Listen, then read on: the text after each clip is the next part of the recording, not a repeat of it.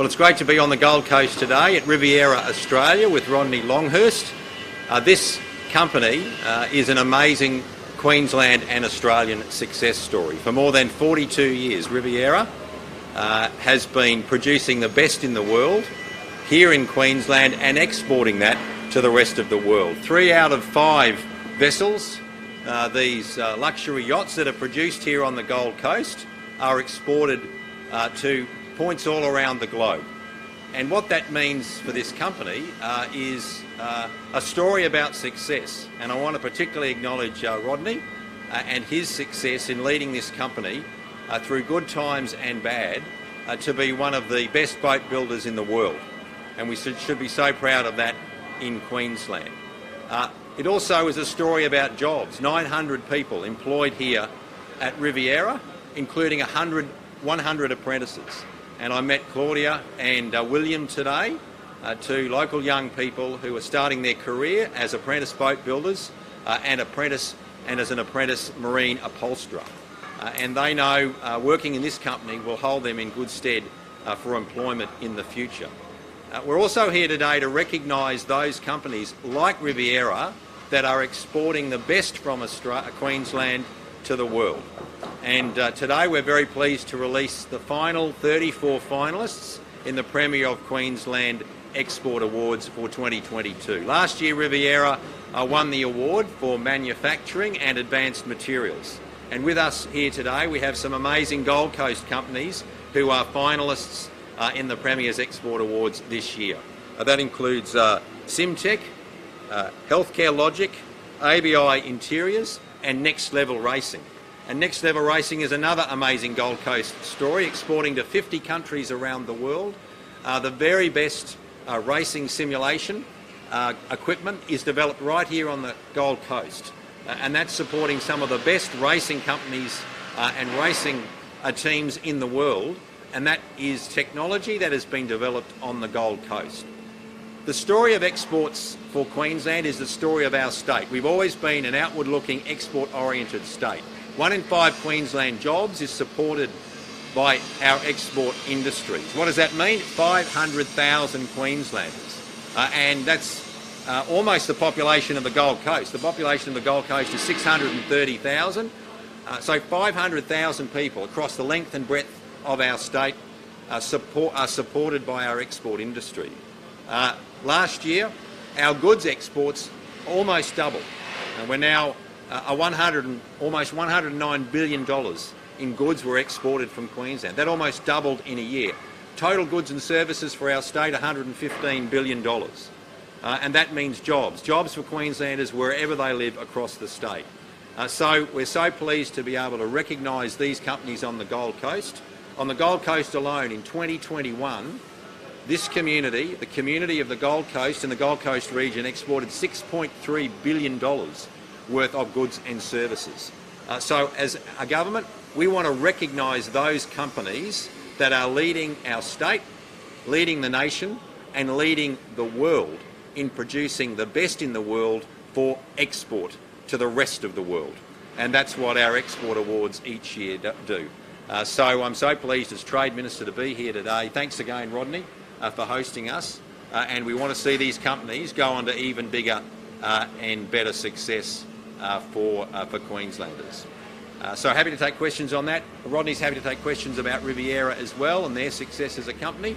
So how would you like to do it? Do you want to take questions or go to Rodney? You want to say anything, Rodney, to begin with, or take some questions? I'm happy to take some questions. Yeah. But what would be nice for everyone just to understand, we're lucky enough to be standing in, the home of Riviera, which is the largest motor yacht manufacturing facility in the Southern Hemisphere, not just Queensland, not just Australia's Southern Hemisphere, the largest motor yacht manufacturer, where we're producing motor yachts from 39 to 78 feet, and we're exporting around 60% of those around the world.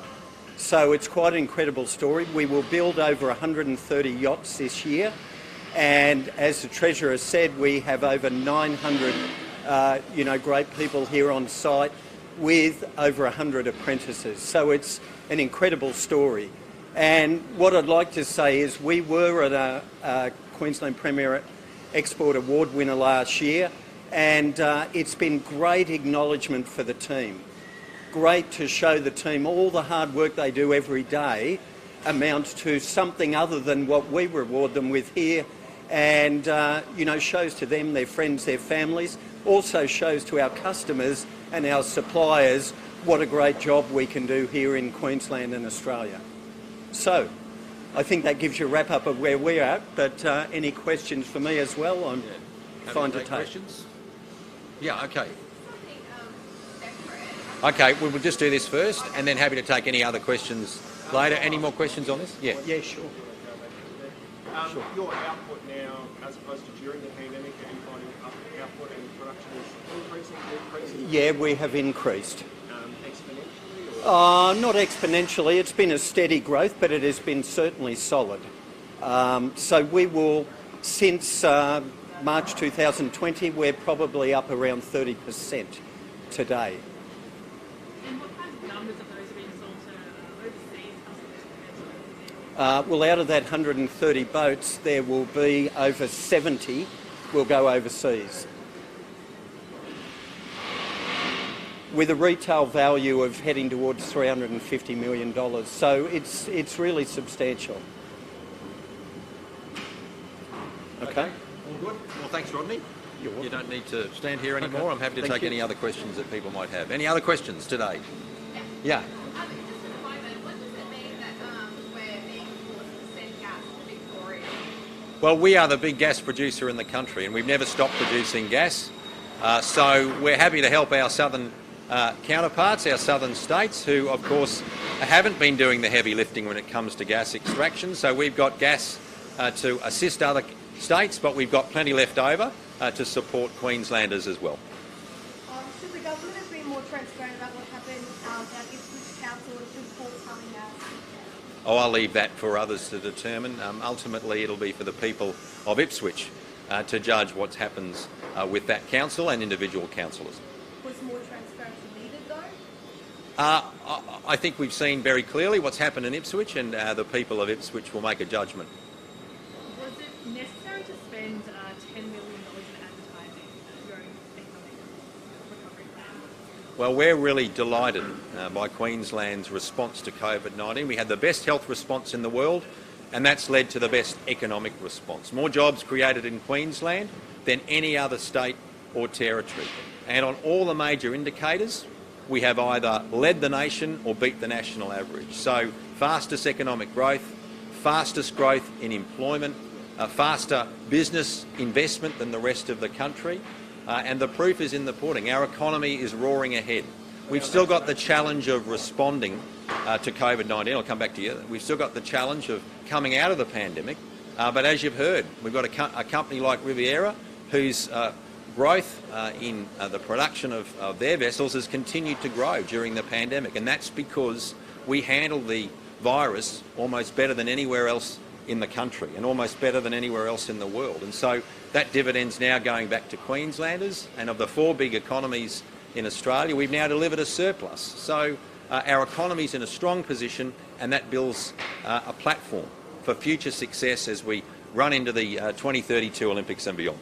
Should you have spent more money promoting the COVID response to get our vaccination booster rates up? Well, the vaccination response in our country was led by the federal government. We know there were massive problems under the Morrison government. We know that we basically did not buy the vaccination quantity and volume that our nation needed. We were one of the lowest and slowest in the developing world. But we've done our bit as a state. Our people are now vaccinated, but we've got to reinforce that message. If you're eligible for a booster, please get your booster. We know the next wave of Omicron is breaking over Queensland at the moment, and we want to ensure that people are as safe as possible. And the way to support your family, your community, the way to keep our economy going, the way to keep all of those companies I've mentioned today who are finalists to keep their business going is to get vaccinated. And we're really encouraging Queenslanders to do that. Is that message something you could be spending more money on than promoting an economic recovery? No, we have to do both in Queensland. We have to support our health response, and we have to support our economic recovery. And Queenslanders have responded in both ways, not only to protect their health, but to protect the livelihoods of Queenslanders as well, and that's been a very important thing for our state. Yeah. Why were there no measures to monitor how many of these jobs were secure? Well, we know what has happened with jobs. 219,400 jobs created since the start of the pandemic. That's more jobs than any other state and territory. In fact, it's almost the same as the number of jobs created in New South Wales and Victoria combined. We're only 20% of Australia's population. In fact, in May in Queensland, we created 46,600 jobs, which was 3 out of every 4 jobs created in the country. 75% of jobs created in May in the country were created in Queensland. So we were in a pandemic, the first time in a century we've had to deal with that. And our investment to support businesses, to support companies big and small, has delivered a dividend, particularly for Queenslanders and supporting their jobs in a time of crisis. And I'm really pleased to have been able to do that as the Treasurer. Especially gas. Does it mean gas companies will miss out of lucrative markets overseas?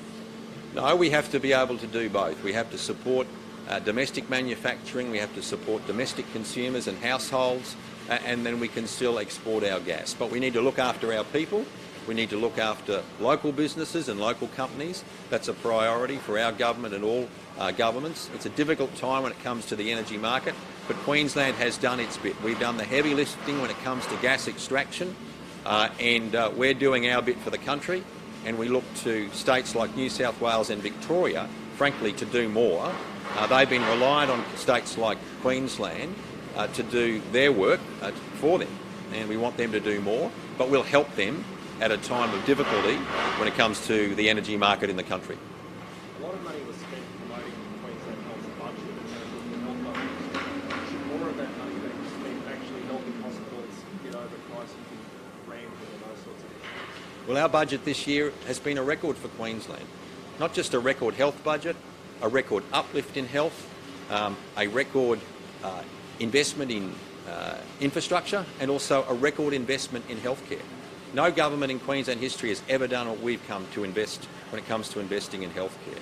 So this is the highest health budget ever in Queensland, the highest uplift in healthcare ever in Queensland, the highest investment in capital growth, including a new hospital that's going to be built here on the northern Gold Coast at Coomera, and then the biggest single investment in mental health in our state's history. So we're doing our utmost as a state to invest in healthcare, to look after our people and to help health workers as well. All right. Thanks everyone. Thanks for coming along today.